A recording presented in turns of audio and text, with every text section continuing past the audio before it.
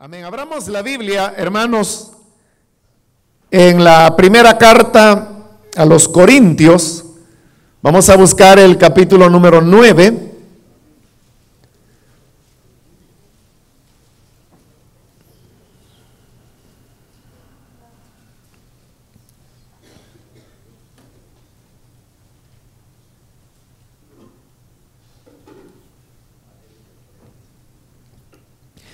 Dice Primera de Corintios capítulo 9, del versículo 24 en adelante.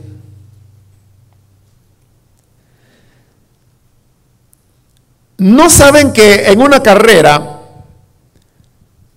todos los corredores compiten, pero solo uno obtiene el premio? Corran pues de tal modo que lo obtengan.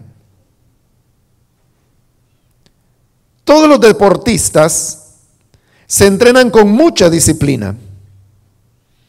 Ellos lo hacen para obtener un premio que se echa a perder. Nosotros, en cambio, por uno que dura para siempre. Así que yo no corro como quien no tiene meta. No lucho como quien da golpes al aire. Más bien, golpeo mi cuerpo y lo domino, no sea que después de haber predicado a otros, yo mismo quede descalificado. Amén. Hasta ahí dejamos la lectura. Pueden tomar sus asientos, por favor, hermanos.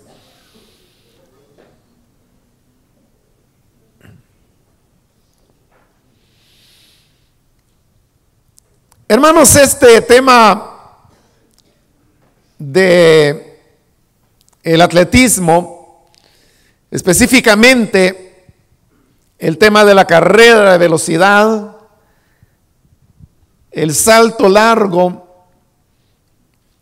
y la lucha, eran deportes que se practicaban mucho antes que el Señor Jesús viniera a la tierra. Y la nación que más desarrolló estas disciplinas fueron los griegos. Y había una ciudad en Grecia en donde se le daba especial énfasis al tema de las disciplinas deportivas, y esta ciudad se llamaba Olimpia, y de ahí es precisamente donde se origina lo que hoy nosotros llamamos o conocemos como los Juegos Olímpicos, por el hecho pues de la ciudad de Olimpia.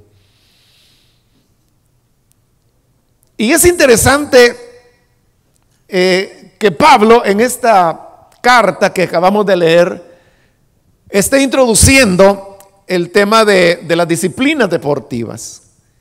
Es interesante, digo, porque acá tenemos un ejemplo de lo que Pablo también escribió en otra ocasión, cuando decía que al judío me hago judío, al gentil me hago gentil, al que no tiene ley, como que si yo mismo estuviera sin ley, al que está bajo la ley, como que si yo estuviera bajo la ley. A todos me hago de todo, con tal de salvar a algunos para Cristo. Y este es un ejemplo, digo, de cómo él se amoldaba a la gente a la cual estaba enseñando, porque sucede que para los judíos, dentro de la cultura hebrea, los juegos deportivos atléticos, así como los desarrollaba Grecia, era algo que el judío lo consideraba inmundo, lo consideraba como profano, porque era precisamente una expresión de la cultura puramente gentil, de los pueblos gentiles, y no del pueblo de Israel. Y por eso es que ellos rechazaban totalmente este tipo de prácticas, y esa es la razón por la cual en la tierra de Israel no hay ningún vestigio de que haya existido algún tipo de pista para cualquiera de las disciplinas deportivas que habían. Sencillamente porque los judíos no hubiesen permitido que dentro de su territorio hubiera un escenario deportivo. Entonces lo curioso es que algo que de acuerdo a la cultura que Pablo tenía era visto con rechazo. Es interesante, digo, que él lo toma como una ilustración para enseñar una verdad espiritual. Eso sería equivalente, hermanos, que si nosotros fuéramos judíos, a que yo tomara un ejemplo de algo del mundo para ilustrar alguna verdad de la Biblia. Entonces eso nos sonaría a nosotros como un poco fuera de lugar, ¿no? Pero eso es exactamente lo que Pablo está haciendo. Pero no solo eso, sino que eso que él dijo llegó a convertirse en escritura. Y esa es la razón por la cual hoy estamos leyendo el pasaje y hablando de lo que estoy hablando, porque Pablo adoptó el tema para sacar de allí una enseñanza que era fácil de entender para los griegos, porque recuerden, esta es la carta a los Corintios, y Corinto era una ciudad griega.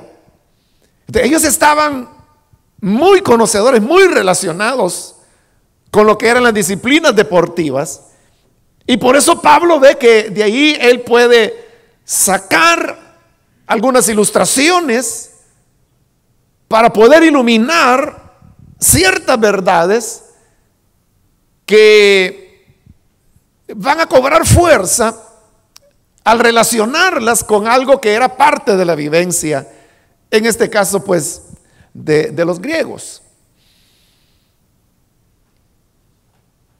Había diferencia en esa época de cómo las cosas se hacían, cómo eran los juegos, en relación a cómo se hacen hoy. Quizá la diferencia más notable era que los griegos, los atletas, participaban totalmente desnudos. Y era porque, recordemos que los griegos tenían una gran admiración hacia el cuerpo humano. Y por eso es que la escultura griega, que aunque después quiso ser imitada por los romanos, pero la escultura griega es de lo más fenomenal que el ser humano ha podido producir. Y esa es la razón también de donde se desprenden algunos dichos, que tal vez usted los ha escuchado en alguna ocasión. Y, por ejemplo, para una persona que tiene un perfil muy atractivo, entonces dice, bueno, tiene un perfil griego, dicen. Pero se están refiriendo a la escultura griega del rostro y del cuerpo humano, que era tan acabado, tan exquisito, que entonces al decir tiene perfil griego, lo que se quiere decir es que era, o que es una persona muy, muy atractiva, ¿no? Algo así como usted. Entonces la idea era que se mostrara que el cuerpo pudiera ser admirado. Y uno sabe, hermanos, que un atleta, un deportista, desarrolla sus músculos, no necesariamente la gran corporeidad como el fisicoculturismo, que es otra cosa, ¿no? Pero claramente pues se ve que son personas que se han disciplinado, han entregado su cuerpo a una disciplina y que les ha permitido tener un cuerpo con un rendimiento sorprendente. Eso es lo que los griegos querían, que se pudiera ver. Ahora, el deporte siempre ha sido, hermanos, algo que ha cautivado el corazón de los seres humanos, enciende pasiones. Y eso mismo sucedía en la época en que Pablo está escribiendo. Y es curioso que aunque para los judíos, ya dije, esto se veía con rechazo, había judíos que no lograban resistir la tentación y comenzaban a entrenar y participaban como atletas. Pero ellos tenían un problema, y es que cuando ya tenían que competir, como lo tenían que hacer desnudos, y todo judío era circuncidado, lo circuncidaban al 8º día de nacido. Entonces ellos se avergonzaban porque era como traicionar su fe, porque toda la gente sabía que todo el mundo amaba el deporte, les entusiasmaba y les gustaba, excepto los judíos.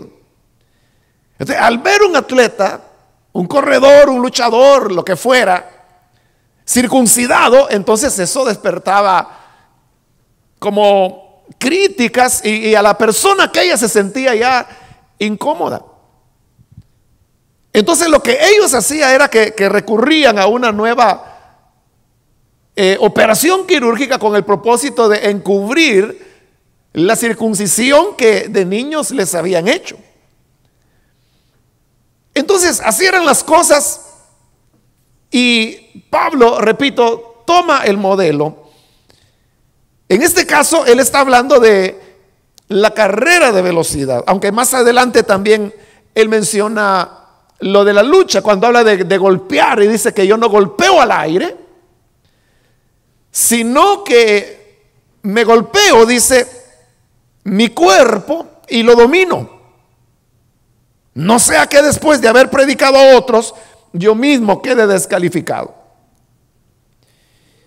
Allí ya pasó a otro ejemplo, que es el de la lucha, pero el primero, y en el que me quiero centrar, es en el tema de la carrera, pero esta es la carrera de velocidad. Hay otros pasajes de la Biblia donde también habla de carrera, pero ya no está hablando de velocidad, está hablando de maratón, que también olvidé mencionar eso, que era otra de las disciplinas que ya existían. Incluso el nombre maratón proviene del griego, ¿no? Que habla, bueno, usted lo sabe, no es una carrera, no de velocidad, sí es quien llega primero, pero más que todo lo que se mide es la resistencia, no la velocidad. Pero aquí está hablando de la carrera de velocidad. Otra diferencia, hermanos, que había, usted la puede notar, ahí está dicha claramente en el versículo 24, cuando dice, ¿no saben que en una carrera todos los corredores compiten, pero solo uno obtiene el premio? Esa es otra diferencia, y lo está diciendo con claridad. Solo uno obtiene el premio. Es decir, que en la carrera griega solo había un premio. Y quizás, hermanos, así fue por muchos siglos, pero en algún momento a alguien se le ocurrió crear algo así como premios de consolación. Entonces fue que ahí hablaron de medalla de oro para el primer lugar, de plata para el segundo, de bronce para el tercero. Entonces ya no era solo el que ganaba, sino que ya había un segundo, un tercer lugar. Y del cuarto en adelante, hermanos, ya no hay medalla, ya no hay premio. Pero sí hay una tabla, ¿no?, en donde dice fulano cuarto lugar, mengano quinto lugar. A veces se menciona más el país al cual representa que el nombre de la persona. También hay que aclarar que en esta época los juegos no eran mundiales, ¿no?, sino que era una cuestión mucho más local, una cosa pues más sencilla. Eso de las Olimpiadas fue algo que surgió mucho tiempo después. Entonces esa era otra diferencia, que solo uno ganaba el premio, y no importaba cuántos fueran los que compitieran, solo uno ganaría. Entonces Pablo saca la enseñanza de la carrera de velocidad precisamente basándose en ese hecho, que solo uno habría de ganar. Entonces dice, leámoslo de nuevo el 24, ¿no saben que en una carrera todos los corredores compiten, pero solo uno obtiene el premio? Y aquí viene la enseñanza. Corran pues de tal modo que lo obtengan. Esa es la enseñanza, corran de tal modo que lo obtengan. Entonces Pablo, como les dije, está partiendo de algo que era muy familiar para los griegos. Y está partiendo que la vida cristiana, nosotros lo vamos a aplicar al ministerio. El ministerio cristiano hay que correrlo de tal manera que obtengamos el premio. La clave es esa, de tal manera. Es que eso es, hermano, lo difícil de explicar en cualquier situación.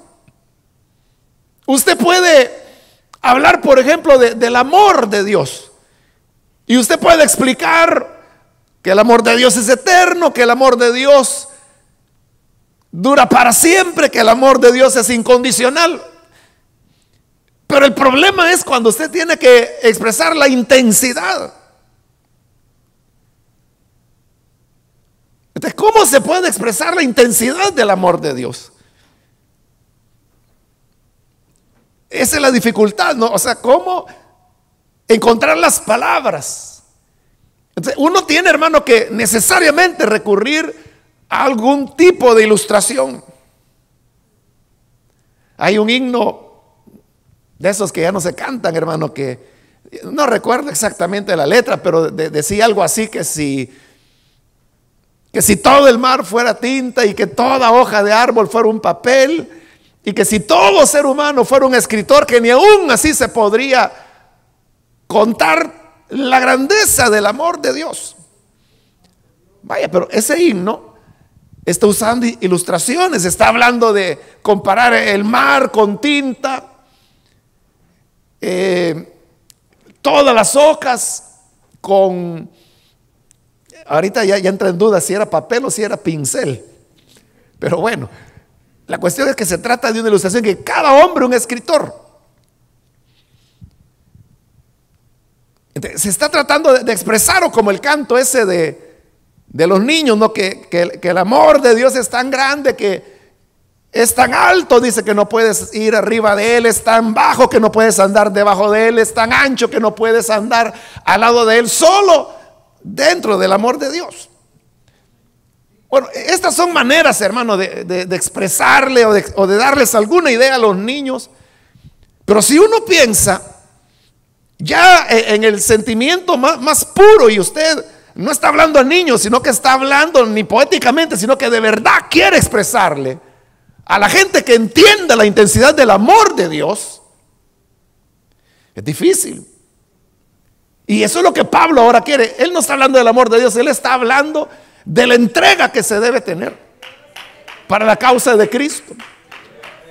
Pero al hablar de esa entrega, dice, es de tal manera que, ¿cómo se expresa eso? ¿Cómo alguien puede decir la manera, la intensidad, la pasión, el empeño, el fuego o todo lo que se nos puede ocurrir de lo que la obra de Dios demanda? O sea, es difícil. Entonces él viene y lo compara entonces con el corredor. Dice, todos corren, pero solo uno lo ganará. Entonces ustedes deben correr de tal manera que lo ganen. Entonces, para entender la idea de Pablo, significa que el ministerio nosotros debemos verlo como una carrera, en este caso de velocidad. Póngase usted imaginariamente en el lugar del corredor y piense que ya está ahí listo. Ahí está la pista delante de usted, a su lado están los otros corredores. Se coloca en posición y usted sabe que ya en un par de segundos será el pistoletazo de salida, y entonces usted tendrá que ponerle todo el empeño. Pero estando en esa condición, ¿qué es lo que hace que una persona gane? ¿Qué es lo que hace que un hombre corra de tal manera que gane? ¿Qué elementos son los que están implicados ahí? O sea, porque a eso es a lo que Pablo está haciendo referencia. Y como los griegos lo conocían perfectamente, entonces era la ilustración más adecuada que él podía encontrar. Entonces hay cosas, hermanos, evidentes. Quizás tendríamos que ser atletas, ¿verdad?, para decir que hace a alguien ganar. Pero como no lo somos, pero hay cosas que, repito, son evidentes. Una de esas es que hay un tiempo establecido para la carrera, que en el caso de la carrera de velocidad son segundos. Uno, hermano, puede ver a los corredores, ve el disparo y uno ve que salen. Y usted sabe que hoy en día las cámaras de televisión son una maravilla, ¿verdad? Que ahí van al lado de los corredores hasta que llegan a la meta. Pero eso, hermano, uno lo siente como una eternidad, ¿verdad? Pero cuando ya dan las marcas, ya dan los tiempos, uno se asombra de qué rápido ellos corrieron esos 100 metros, segundos. Hay otro tipo de carrera como 400 metros y yo no sé en realidad qué otros tipos sabrán, pero que en todo caso, hermanos, siempre hay un tiempo. Y ese es el punto, que solo hay un tiempo. Y estos hombres que van, por ejemplo, a las Olimpiadas, por poner un ejemplo, pero pudieran ser cualquier otra justa deportiva. Pero hablando de las Olimpiadas, ellos se preparan por años. Años y años y años y años de preparación. ¿Para qué? Para unos segundos nada más. Pero esos segundos marcan la diferencia entre la gloria y la derrota, entre el aparecer en todos los periódicos del mundo o simplemente aparecer allá al final del periódico en un cuadrito que quedó en el lugar 14 o saber cuánto. Pero todo se define en esos segundos. Entonces, de igual manera, hermanos, nosotros solo tenemos un tiempo para el ministerio. Y es, hermano, desde el momento en que el Señor nos llama hasta el momento en que terminemos nuestra carrera.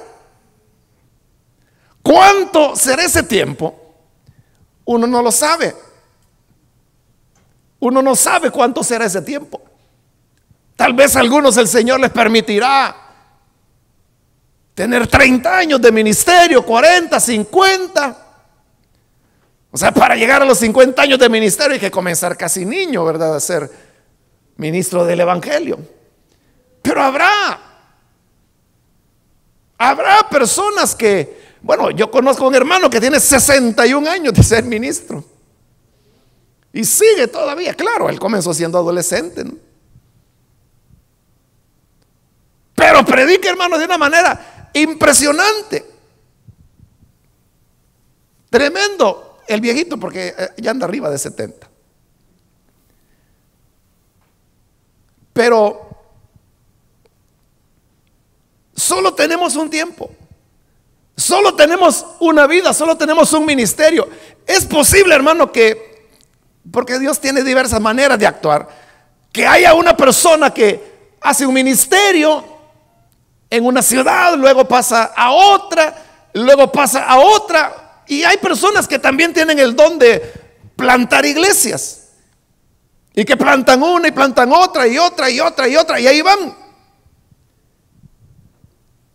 Ellos no son personas que permanecen 10 años, 15 años, 20 años en una congregación, sino que la plantan y van, la plantan y van a otra, y van dejando a otros y a otros y a otros.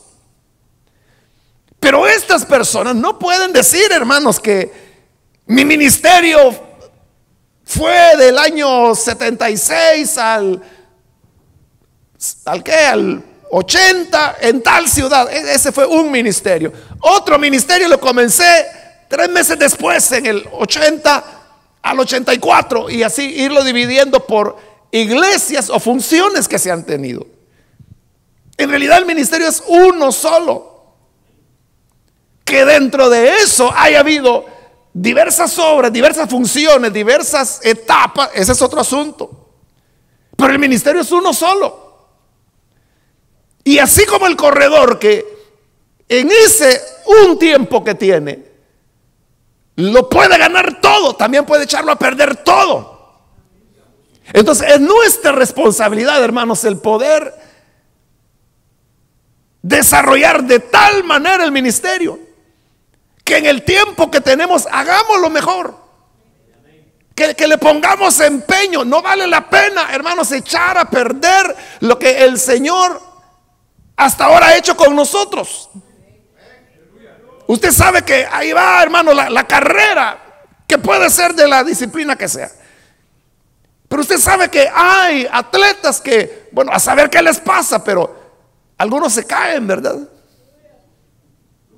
Y a veces son competencias de bicicleta y se cae uno, hermano, y bota a todos los que vienen atrás.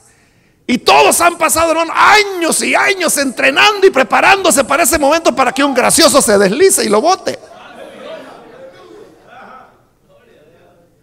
Pero de igual manera, hermanos, puede haber que algún gracioso se deslice también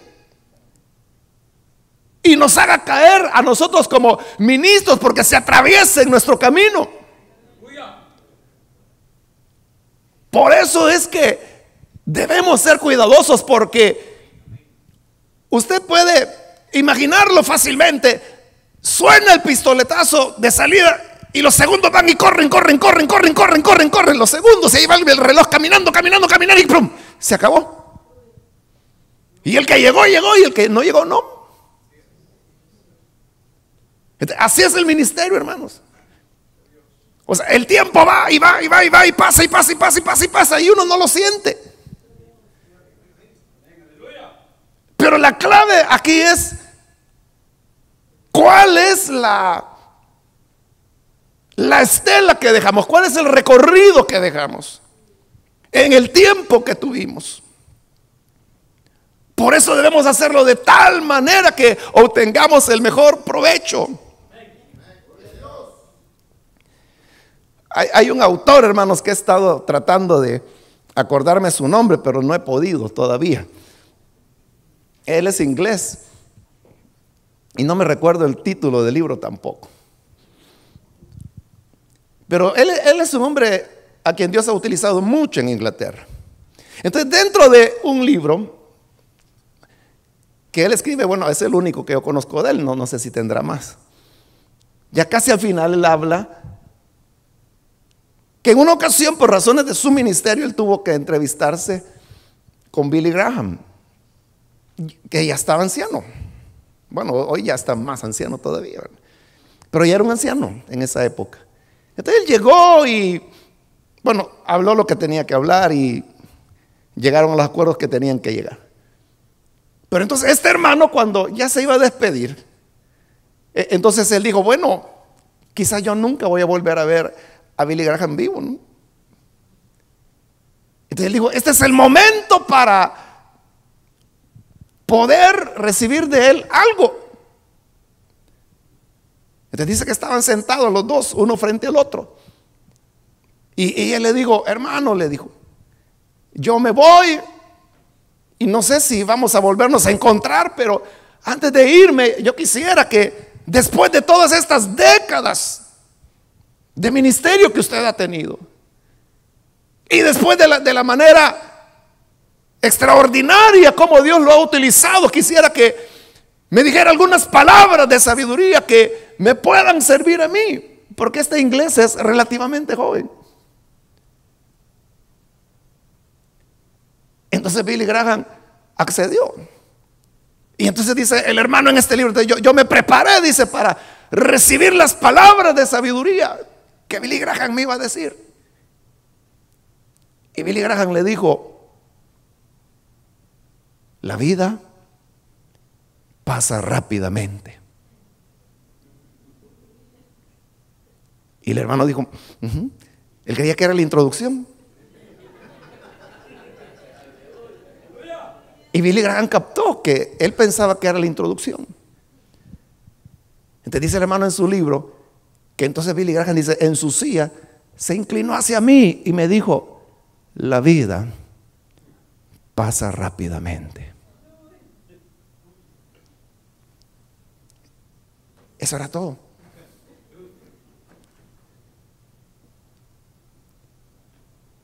Pero es cierto, hermanos. Esa es la más grande lección que cualquier ministro pueda recibir. Si todo lo demás ya lo sabe, hermano, ya nos podemos ir si quiere del retiro ya.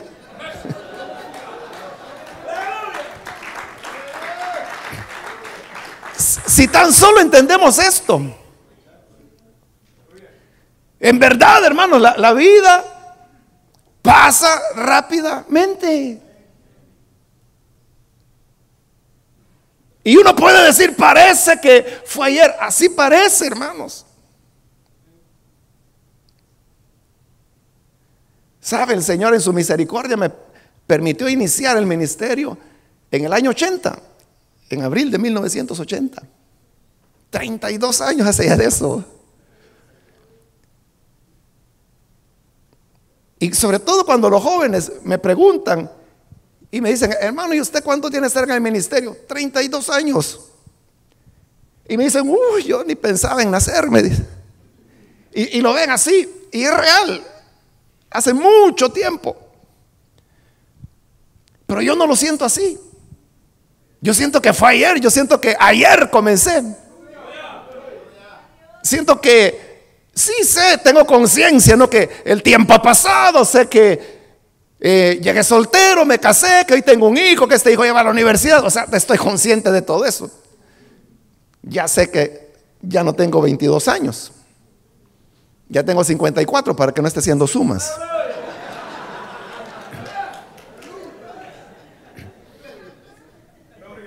Pero en verdad, hermano, la vida pasa rápido. Y aquí hay hermanos que lo saben. O sea, hermanos que están arriba de los 40 ya lo saben. O sea, los que no creen que no. Así lo piensa uno, hermano. Cuando uno era en los 20, en los 30, uno dice, de aquí a que. Y uno hace planes y ve hacia adelante.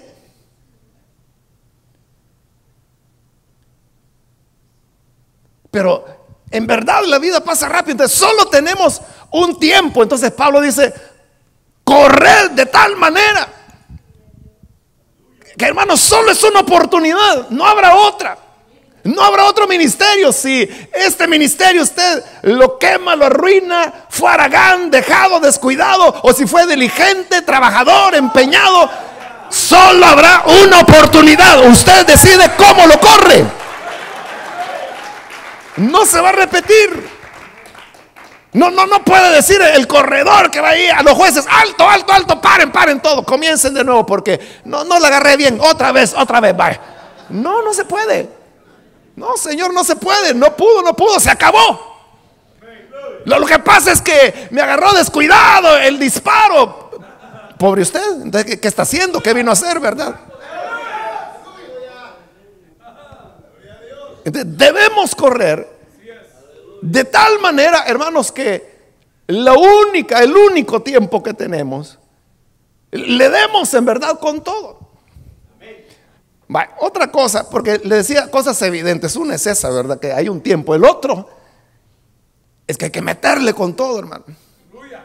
Y eso es lo que el atleta hace. Y no solamente, usted sabe que es una cuestión física, sino que es una cuestión mental. Por eso es que el atleta, cuando va a correr, hermano, él no está ahí con sus amigos o con la familia. Pues ahí me avisan cuando sea la carrera. Y está platicando. No es así. O sea, él está ya en preparación, tiene que estar en calentamiento, él tiene que estarse concentrando. Puede ser que va a correr en un estadio donde hay 60,000, 80,000 personas, qué sé yo. Pero él no ve nada en ese momento. El momento de correr es como que si fuera un túnel donde no hay nada alrededor, fija su vista en un solo punto y ahí va, hermano, con todo. Es igual que el rinoceronte, hermano. Sí, el rinoceronte casi es ciego.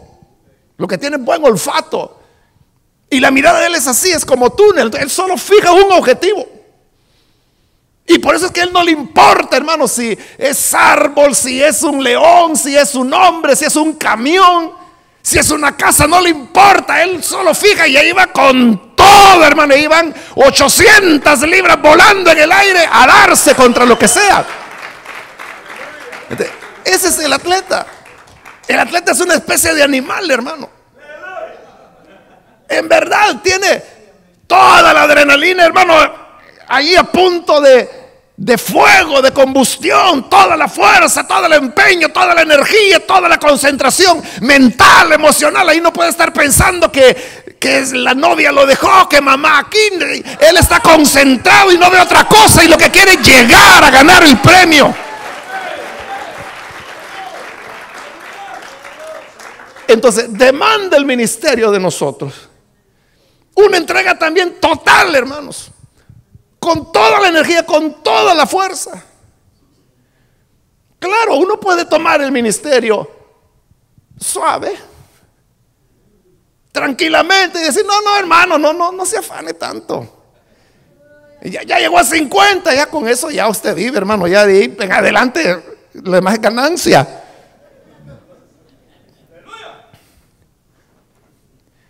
Hay personas que así es, hermano, así toman el ministerio.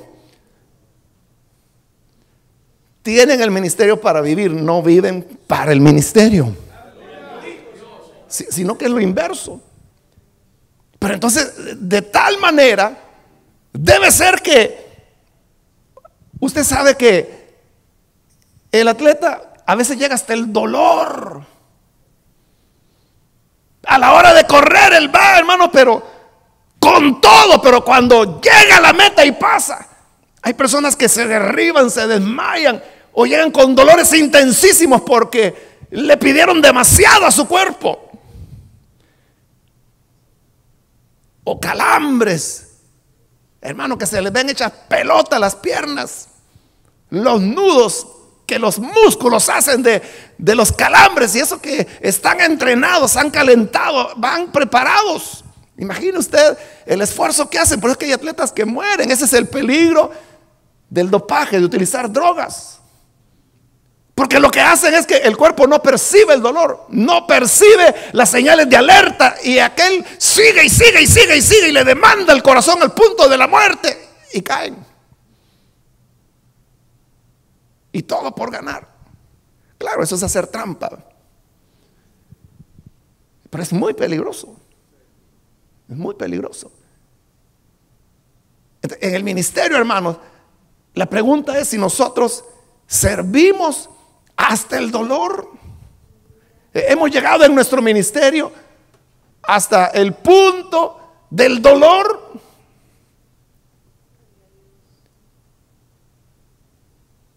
¿O no? Solo tenemos un tiempo, pero entonces debemos correrlo de tal manera que le pongamos, hermano, todo el empeño, todo el corazón, toda la vida, toda la fuerza, toda la concentración, todas las emociones. Por eso es que la vida del ministro tiene que estar centrada en lo que él está. Usted sabe, cuando usted va a predicar, usted no quiere que le hable nadie, ¿verdad que sí? Sí, no quiere que lo distraigan. Usted quiere estar concentrado. Si usted quiere que Dios hable a través de usted, por supuesto, ¿no? Ahora, si lo que va a ir a lo que salga, pues sí, no importa. Pero debe existir en nosotros esa pasión de estar dispuestos a darle con todo hasta el final. Otra cosa obvia también es, hermanos, el papel importante que juega la meta. Que juega la meta. Si no hubiese meta, andarían perdidos, hermanos, los que corren. Y eso es lo que Pablo dice en el versículo 26. Así que yo no corro, dice, como quien no tiene meta.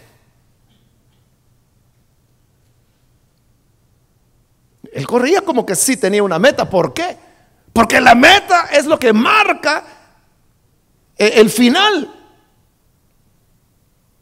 Y eso se ve más, hermanos, en carreras no de 100 metros donde le dan con todo, sino que en la carrera, por ejemplo, de 400 metros, que van guardando y guardando energía, le van dando con todo, pero van guardando como un depósito, pero cuando saben que allá está la meta, empiezan, hermano, a meterle, y esos últimos 100 metros, hermanos, son electrificantes. Tal vez personas que venían en sexto lugar comienzan a avanzar, quinto, cuarto, tercero, segundo, y cuando ya faltan 2, 3 metros para la meta, logran pasar y ganan.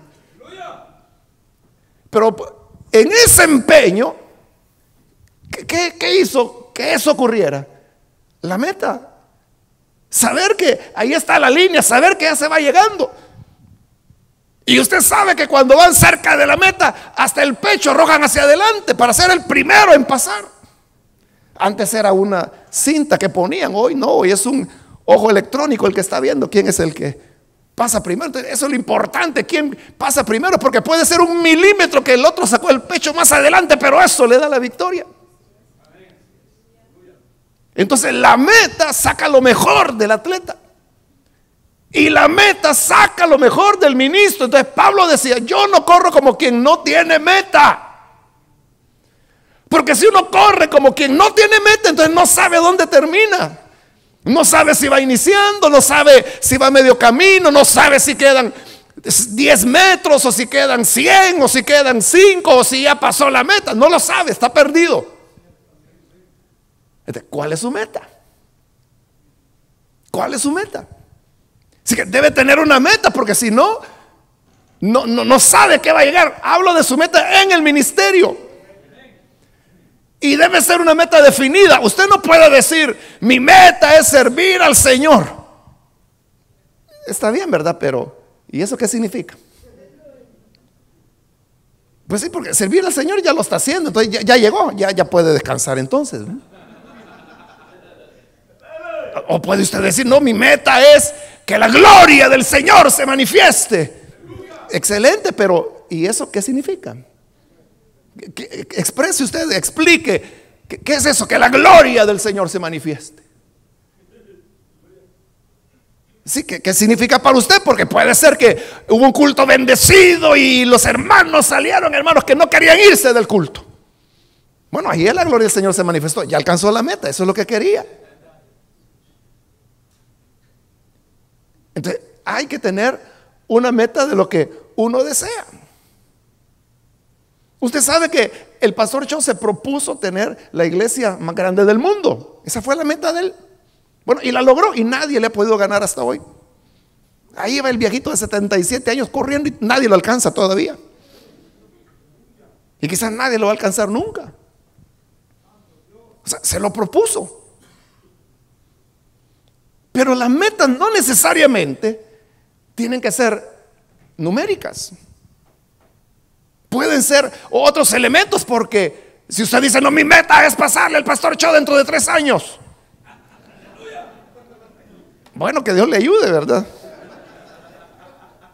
Pero esa es otra cosa importante, que ¿quién pone la meta? ¿La está poniendo usted? ¿O es Dios quien se la está dando? ¿Y qué son las motivaciones que le llevan a poner una u otra meta? Es que usted quiere tener el centro de atención, quiere ser popular, quiere ser conocido, o quiere decir: mi iglesia es la más grandota. O sea, si esa es las motivaciones, como que están algo erradas, no son las adecuadas. Entonces, las motivaciones deben nacer de un corazón limpio, y tiene que ser Dios quien lo diga. Dios es el que tiene que poner el sueño en su corazón, algo que usted pueda estar dispuesto a partirse el alma por alcanzar eso. Es que vea, el atleta, hermano, va ahí y dice: aunque me muera, pero yo le voy a meter con todo. Y ahí va. Igual que le pueda a usted demandar, pero todo, y usted diga: aunque me rompe el alma, pero voy a lograrlo. Y eso significa esforzarse hasta el dolor, y habrá dolor, habrá sufrimiento, habrá muerte al yo, sacrificio, renunciación. Como dice ahí, de todo se abstiene porque quiere alcanzar la meta.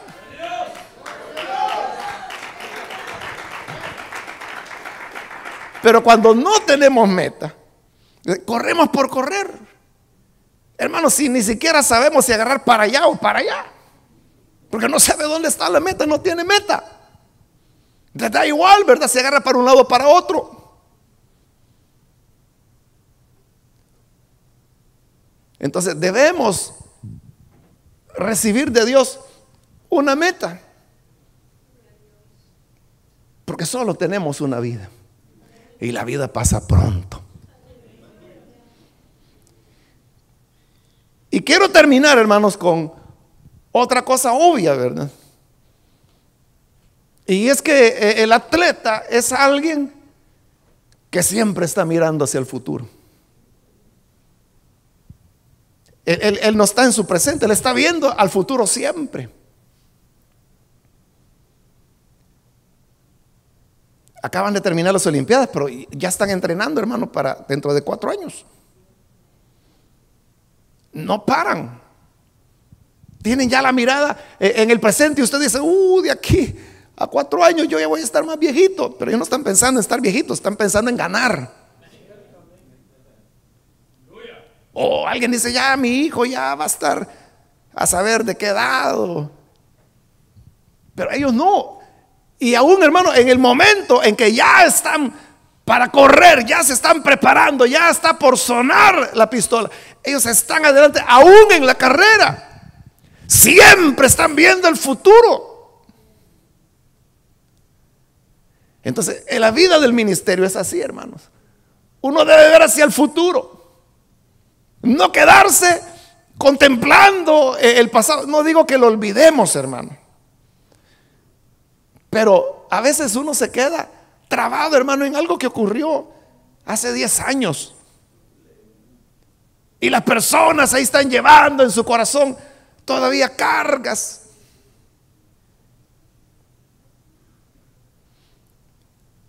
El año pasado, hermano, yo tuve el privilegio de conocer la iglesia de Dios de la profecía. O sea, yo sabía que existía, ¿verdad? Porque alguna vez lo oí mencionar allá en El Salvador. Pero conocer la denominación es admirable. Pero lo que le quiero decir es esto: es una denominación que nació hace 106 años.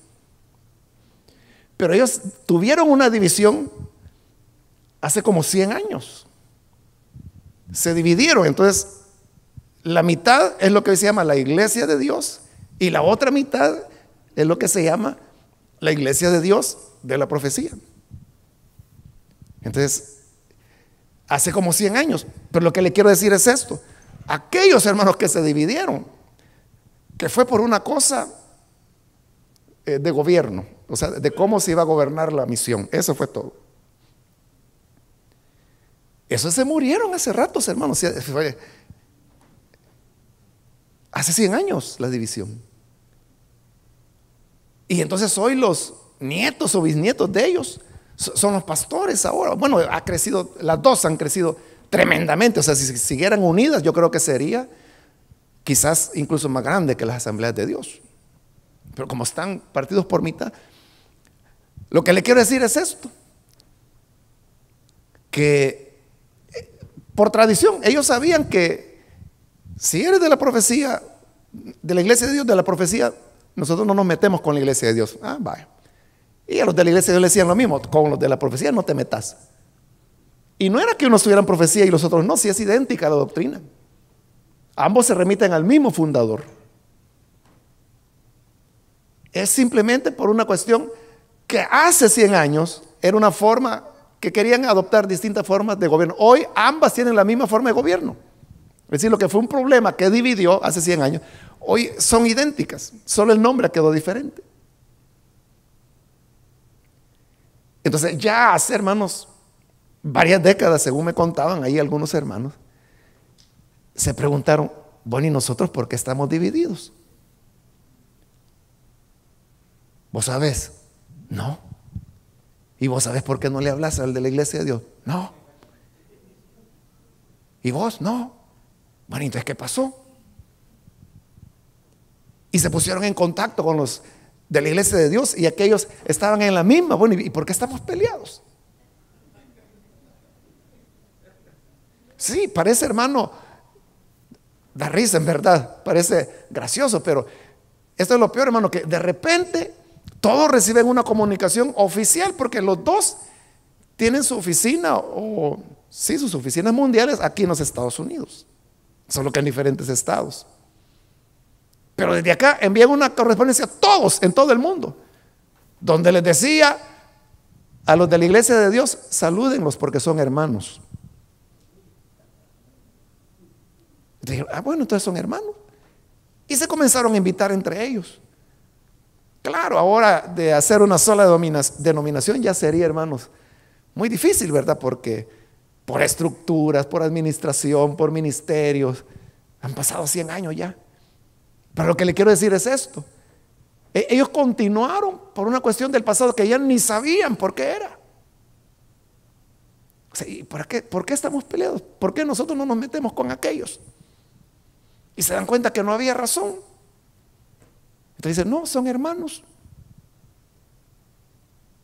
Y entonces hoy, en todos los eventos que tienen, invitan a algún personaje de la otra denominación para que esté con ellos, les salude. Entonces, a veces así somos nosotros, hermano. Pasa el tiempo y uno sigue amarrado a algo que sucedió hace años atrás. Pero, hermano, si así fuera el atleta que sale corriendo, pero se queda viendo para atrás: ¿a dónde dejé la toalla? Y va corriendo: ¿y a dónde? Cuidado, no me toques la toalla. Hermano, se va a perder. Entonces, igual, nosotros nos quedamos viendo a veces al pasado, pero el atleta es alguien que solo ve el futuro. Para él no existe el pasado, es solo el futuro, y va hacia adelante, hacia adelante, hacia adelante, va abriendo camino. No le interesa, hermano, las tristezas del ayer.